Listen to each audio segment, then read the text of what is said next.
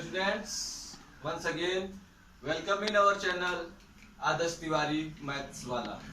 तो आज हम आपको मैथ्स से थोड़ा सा हट के एक दूसरे सब्जेक्ट के बारे में बताएंगे, जिससे विज्ञान का एक भाग भौतिक विज्ञान होता है या फिजिक्स होता है, इसको हम थोड़ा सा बताएंगे आपको। क्लास 9th का फर्स्ट चैप्टर है मोशन।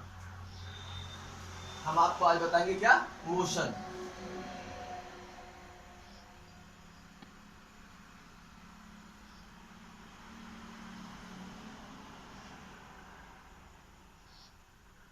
स्टार्ट करते हैं। मोशन क्या है, कैसे भाई। जैसे आप हैं तो आप मान लीजिए अपने कमरे में हैं, तो कमरे में क्या देखते हैं कि आपका जो कमरे का दरवाजा है वो कैसा है, रुका हुआ है। ठीक है। ऐसे आप बाहर देखते हैं कि कोई चिड़िया जा रही है, तो चिड़िया क्या मतलब कैसे मोशन में है, वो चिड़िया अपना मूव कर रही है, एक स्थान से दूसरे स्थान को कहीं जा रही है। ठीक है। आप देखिए, जैसे आप पहले कहीं रुक जाते हैं तो उसको पोजीशन ऑफ रेस्ट कहते हैं, मतलब आप रुके हुए हैं तो रेस्ट कहा जाएगा। अगर आप चल रहे हैं या कोई ऑब्जेक्ट आपको चलता हुआ प्रतीत हो रहा है तो क्या कर रहा है, मोशन कर रहा है। सबसे पहली चीज। दूसरी चीज, इस अर्थ पे जो आप देख रहे हैं वो कोई भी ऑब्जेक्ट आप ऑब्जर्व कर रहे हैं वो क्या है, वो एक मूविंग ऑब्जेक्ट है। लेकिन हमें वो रेस्ट में दिखाई देता है क्योंकि वो मेरे रिस्पेक्ट में, हम अर्थ के रिस्पेक्ट में देखते हैं। तो इसलिए सबसे पहले तो हमें यह जानना जरूरी है कि रिफरेंस फ्रेम क्या होता है। जैसे आप देखते हैं कि यहाँ पे बैठे हैं, मान लीजिए चेयर पे आप बैठे हैं, रोड के सामने आपका घर है, तो आप देखते हैं कि बस निकल रहा है, ट्रक निकल रहा है, तो ये जो चीजें निकल रही हैं ये क्या कर रही हैं, मूव कर रही हैं। लेकिन किसके रिस्पेक्ट में, आपके अर्थ के रिस्पेक्ट में, या आप जहां बैठे हैं उसके रिस्पेक्ट में। लेकिन अब आप जहां बैठे हैं तो आपको लग रहा है कि हम बहुत आराम से बैठे हैं, हम कहीं नहीं मूव कर रहे हैं, लेकिन यह आपका भ्रम है, आप मूव कर रहे हैं। किसके, सोलर सिस्टम आप पढ़े ही हैं, तो सोलर सिस्टम में देखिए एक जितने भी ग्रह होते हैं वो एक दूसरे ग्रह के चक्कर लगाते हैं। उसी तरीके से आप चंद्रमा के रिस्पेक्ट में ले लीजिए, मून के रिस्पेक्ट में आप क्या कर रहे हैं, मूव कर रहे हैं। तो मोशन क्या है, मोशन कैसे है, ये डिपेंड करेगा रेफरेंस ऑफ फ्रेम पे। मान लीजिए आप किसी स्पीड से जा रहे हैं 40 की स्पीड से, और दूसरी गाड़ी भी 40 की स्पीड से जा रही है, तो आपको क्या लगेगी कि वो गाड़ी मेरे रिस्पेक्ट में उस रेस्ट पे है। लेकिन रियल में क्या है, अर्थ के रिस्पेक्ट पे आप खड़े होकर देखेंगे तो दोनों चीजें मूव कर रही होंगी। तो यही चीज में डिपेंड करता है कि रेफरेंस ऑफ फ्रेम से जब आप देखेंगे तब आपको क्लियर पता चलेगा कि ऑब्जेक्ट मूव कर रहा है या रेस्ट पे है। सो स्टार्ट करते हैं हम। तो सबसे पहले मोशन की डिफिनीशन, मैंने मोशन को आपका बेसिक बताया, हम मोशन की डिफिनीशन स्टार्ट करते हैं। What is motion. तो सिंपल, अभी क्लास 9th में 11 में आएंगे तो रेफरेंस फ्रेम को ऐड किया जाएगा। अभी आप 9th की डिफिनीशन लिखिए। ठीक है students. Change of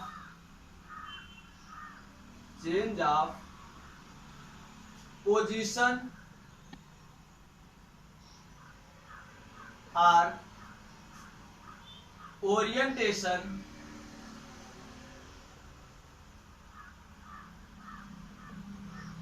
of an object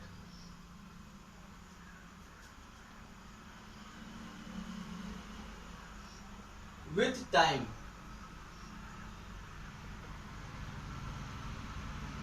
known as motion।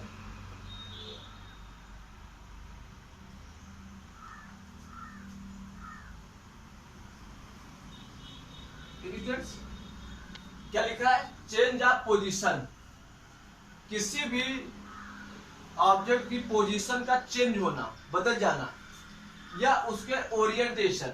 Orientation क्या होता है मैं आपको बताऊंगा। जैसे ये आपका एक पेन रखा है, ठीक है, ये आपका एक पेन रखा है, तो क्या हुआ, एक समय के बाद इस पे कुछ हुआ या इस पे कोई फोर्स लगी, तो ये इधर से होके ये अपने आप ही पेन इस साइड में आ गई। मतलब क्या क्या, इसने अपनी इनिशियल पोजीशन को कुछ एंगल से चेंज कर दिया। ठीक है। तो यही होता है ओरिएंटेशन, अपने इनिशियल पोजीशन को छोड़ देना। क्या भाई, हो सकता है फोर्स लगी हो, बिना फोर्स के तो कोई चीज चाहेगा नहीं कि हट जाए, तो फोर्स लगी तो ये अपने ओरिएंटेशन को चेंज कर दिया, ठीक है, मतलब अपना जहां था इनिशियल पोजीशन को चेंज कर दिया। किसके साथ? भाई टाइम तो कुछ ना कुछ लगना है भाई, धीरे से भी मारेंगे तो 1 सेकंड लग गया, फिर चेंज हुआ, तो टाइम कुछ ना कुछ आपका लगेगा, ठीक है स्टूडेंट्स। तो यही होता है आपका क्या? Orientation, change in initial position आप कह सकते हैं अपनी सिंपल लैंग्वेज में। क्लास 9 के लिए आपको मैं बता रहा हूँ, ठीक है। विद टाइम, समय के साथ जब ओनली चेंज इन ओरिएंटेशन होता है तब हम उसको पढ़ते हैं रोटेशनल में, रोटेशनल मोशन उसको कहते हैं। और वो क्लास 11 का एक बहुत ही इंपॉर्टेंट टॉपिक है, बहुत ही जबरदस्त टॉपिक है, सबसे टफ टॉपिक क्लास 11 का उसी को माना जाता है। तो स्टूडेंट्स आप यहाँ से जब चलेंगे, सही से प्रिपेयर होके चलेंगे तो 11 भी आपको टफ नहीं लगेगा, ठीक है। तो हम आगे चलते हैं। इसके बाद होता है कि मोशन आपने पढ़ लिया, अब हम थोड़ा सा पढ़ेंगे क्या, डिस्टेंस क्या होती है। भाई डिस्टेंस तो सब लोग जानते हैं कि मामा के घर की दूरी 450 किलोमीटर है, नाना के घर की दूरी, नाना मामा से 10 किलोमीटर और आगे रहते तो 460 किलोमीटर हो गई। तो इसलिए हम डिस्टेंस को क्या लिखते हैं,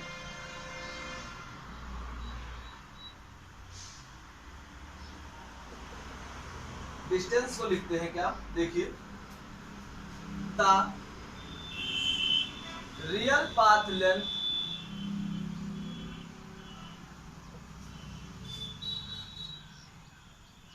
covered by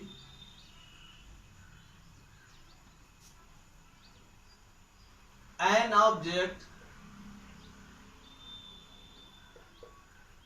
is called distance, ठीक है। SI unit metre, denoted by small m. It is a scalar quantity. Scalar quantity मतलब वो quantity only they have magnitude, मतलब जिसके पास सिर्फ मैग्नीट्यूड होगा, डायरेक्शन का कोई रिलेशन नहीं होगा, उसको हम कहते हैं स्केलर क्वांटिटी, ठीक है। फिर इसी का एक भाई है, डिस्टेंस का एक भाई भी है, उसको कहते हैं displacement.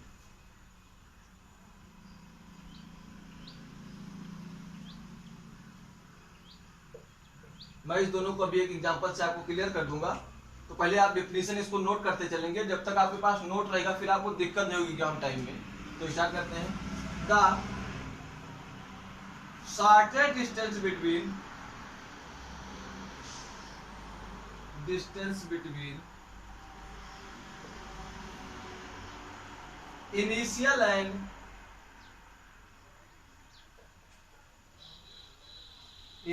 And final position of an object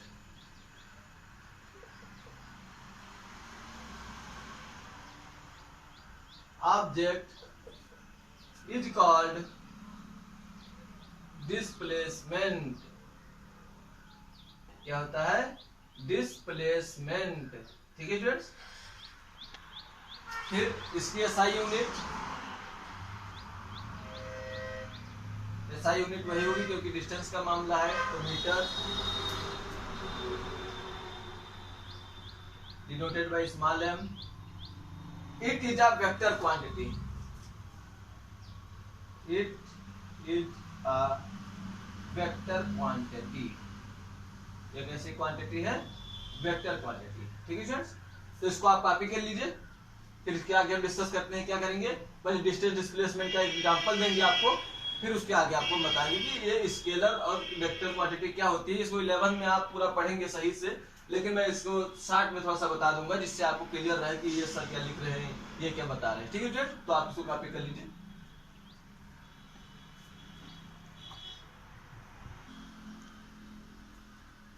तो आप कॉपी कर चुके होंगे, फिर स्टार्ट करते हैं। हमने कहा था एग्जांपल आपको देने को, तो देखिए पहले तो मैं खड़े होकर सिंपल आपको एग्जांपल दे दूं।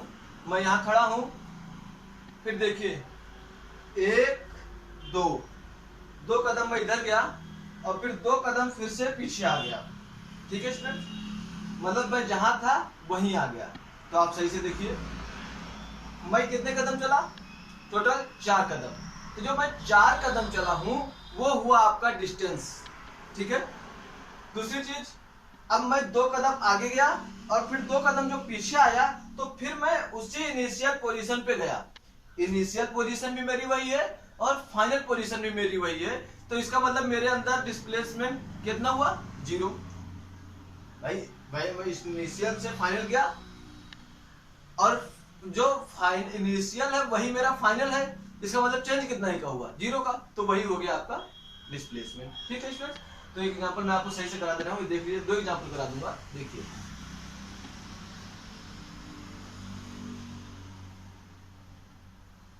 ठीक है, ये डिस्टेंस मतलब ये एक मान लीजिए पाथ है, तो ये मान लीजिए आपका है 0, ये है 5, ये 10, ये 15, ये 20, ये 25, ये किलोमीटर में है। ठीक है,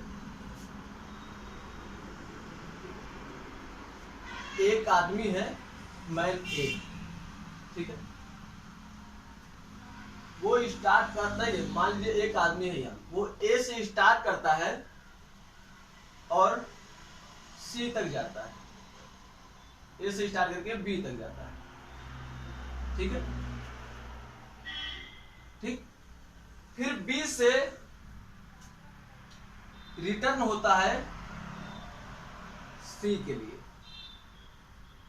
ठीक है, अब आपसे पूछा गया कि find the distance and displacement of man who starts from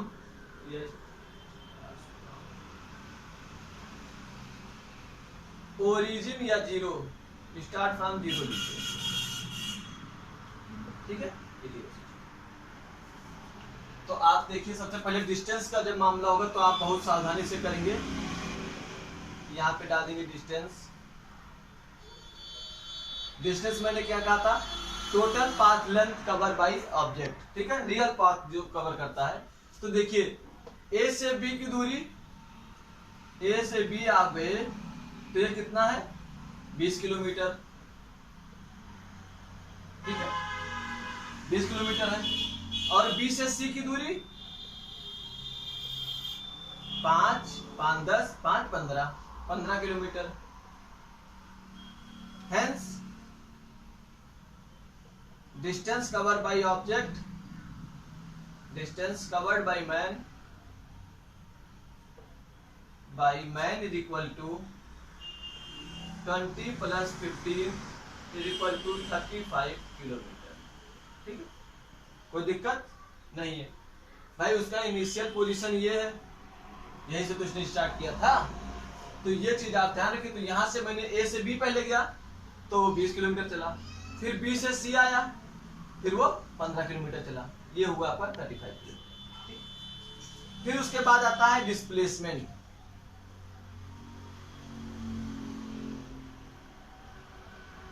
अब डिस्प्लेसमेंट को कैसे समझेंगे? डिस्प्लेसमेंट में क्या हुआ कि पहले वो आदमी ए से बी तक गया, मान लीजिए ईस्ट की ओर, और फिर बी से सी को आया वो वेस्ट की ओर, मतलब पहले आगे गया और फिर पीछे आया। तो उसकी इनिशियल पोजीशन थी हमारी कहाँ पे? 0 पे, और फाइनल पोजीशन कहाँ पे हमको मिल रही है? 5 पे। इनिशियल पोजीशन को कहाँ मिली है? 0 पे। फाइनल पोजीशन कहाँ मिली है? 5 पे। तो क्या लिखेंगे? शॉर्टेस्ट डिस्टेंस मैंने कही थी, तो क्या हो जाएगा? 5 माइनस 0 इज इक्वल टू 5। ठीक है, देखिए मैं फिर बता दे रहा हूँ, ये आपकी इनिशियल पोजीशन, और फिर जब ऑब्जेक्ट लौटा तो यहाँ पे आके रुका, तो ये हुई इसकी फाइनल पोजीशन। ठीक है स्टूडेंट्स, तो ये है क्लियर ऑब्जेक्ट। तो जो हमने कहा था shortest distance between initial final position and initial position, initial position and final position, तो शॉर्टेस्ट डिस्टेंस यही हुई हमारी। भाई हम 20 क्यों लिखेंगे जब 60 हमारे सबसे पहले यही डिस्टेंस पड़ रही है, ये ऑब्जेक्ट हमको यहाँ मिल रहा है। ठीक है स्टूडेंट्स, तो इसका मतलब क्या हुआ? ये आपका हो गया डिस्प्लेसमेंट। ये एग्जांपल आप कॉपी कर लीजिए, फिर मैं नया एग्जांपल आपको बताता हूँ। वो थोड़ा सा सर्कुलर मोशन से होगा, उसमें सर्किल का यूज हम करेंगे। अगर आप पढ़े होंगे तो इजीली समझ जाएंगे वो।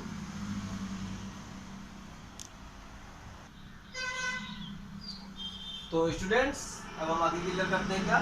हमने कहा था एग्जांपल और देंगे, तो ये देखिए एग्जांपल ये है कि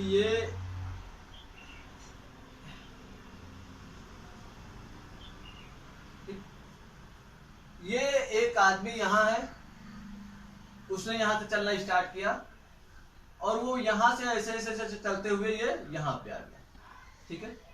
इसकी रेडियस हमको दी गई है 7 सेंटीमीटर। हमसे पूछा गया है find distance and displacement. Find distance and displacement. तो इसमें क्या दिक्कत है आपको? तो स्टार्ट करते हैं सॉल्यूशन। डिस्टेंस हमने लिखा, डिस्टेंस क्या होती है? रियल पाथ लेंथ, ठीक। तो ये यहां से यहां तक का है, यहां से यहां तक का है। तो सबसे पहली चीज तो हमें पता होना चाहिए क्या? Circumference of circle. तो सरकमफेरेंस ऑफ सर्किल कितना होता है? Circumference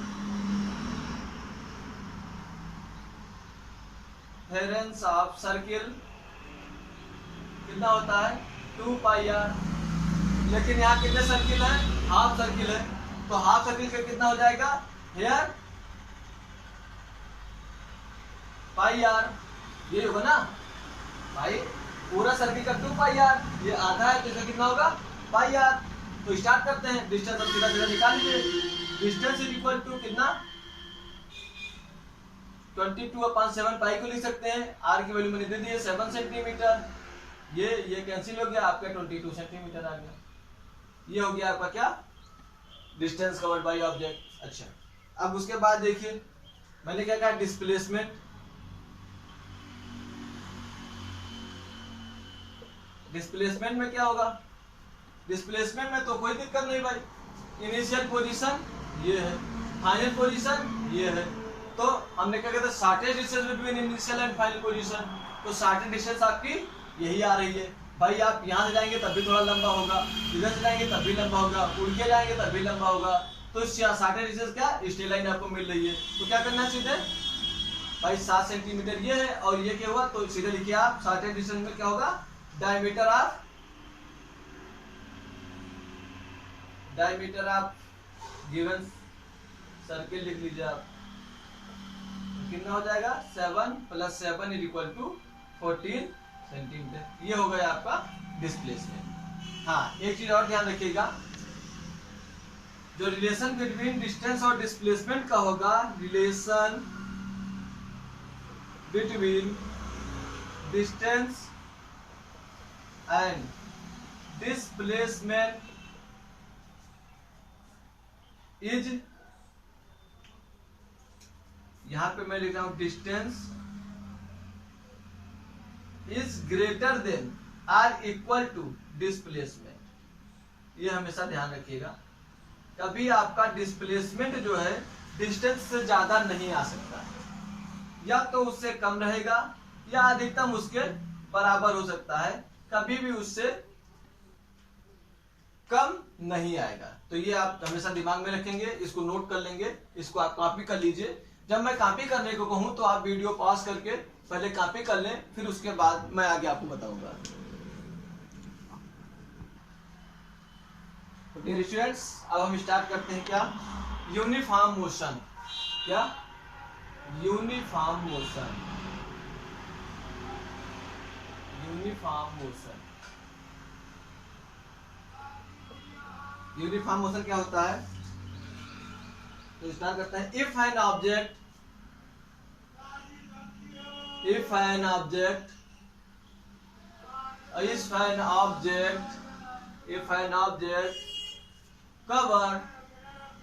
covered equal distance in equal interval of time,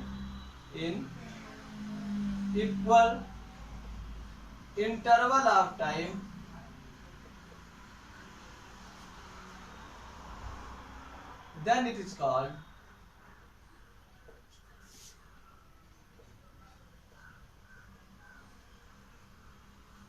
uniform motion.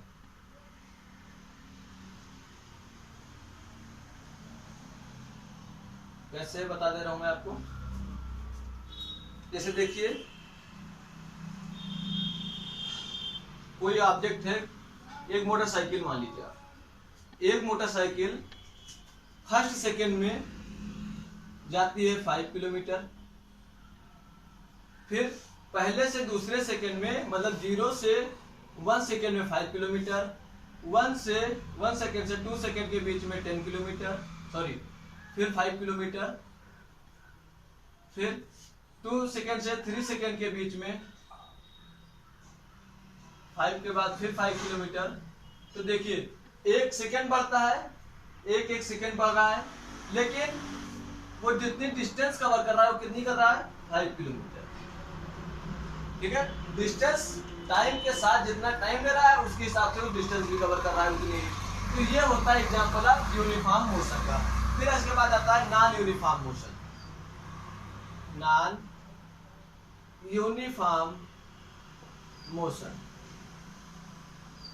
ठीक है, यहां पे क्या है, if an object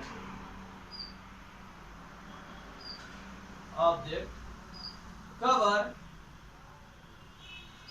unequal distance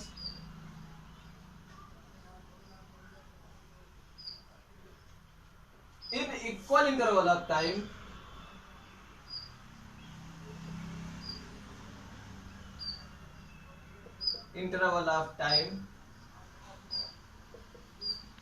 called non-uniform motion।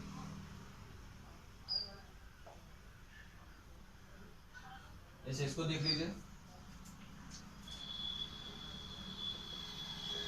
जैसे है ये 0 सेकेंड से लेके 1 सेकेंड में ये गया 5 किलोमीटर, फिर 1 सेकेंड से लेके 2 सेकेंड के बीच में गया कितना, 10 किलोमीटर। तो आप देखिए फिर 2 सेकेंड से लेके 3 सेकेंड के बीच में गया 8 किलोमीटर। ठीक है, तो आप यहां से देखिए 1 सेकेंड हुआ कितना गया, 5 किलोमीटर, यहाँ 1 सेकंड में कितना चला गया, 10 किलोमीटर, यहाँ 1 सेकंड में कितना चला गया, 8 किलोमीटर। ठीक है, ये सब एजम्पशन है, सिर्फ आपको मानना है कि ये ऐसा हो रहा है। भाई 1 सेकंड में 8 किलोमीटर कोई हवाई जहाज तो हो नहीं जाएगा, फिर भी मैं बता रहा हूँ आपको, समझा रहा हूँ कि 1 सेकंड में कितना गया, 5 किलोमीटर, फिर अगले सेकंड में कितना गया, 10 किलोमीटर। मतलब ये क्या कर रहा है, समय उतना ले रहा है लेकिन डिस्टेंस ज्यादा कवर कर रहा है, या ज्यादा चल रहा है या कम चल रहा है, मतलब लगातार वो कांस्टेंट नहीं है, उसी डिस्टेंस को लेके वो लगातार सेकंड वाइज कांस्टेंट नहीं है। तो इसलिए कैसा मोशन हो गया, नॉन यूनिफॉर्म मोशन। तो ठीक है स्टूडेंट्स, आप इसको कॉपी कर लीजिए। आज की क्लास यहीं ओवर होती है।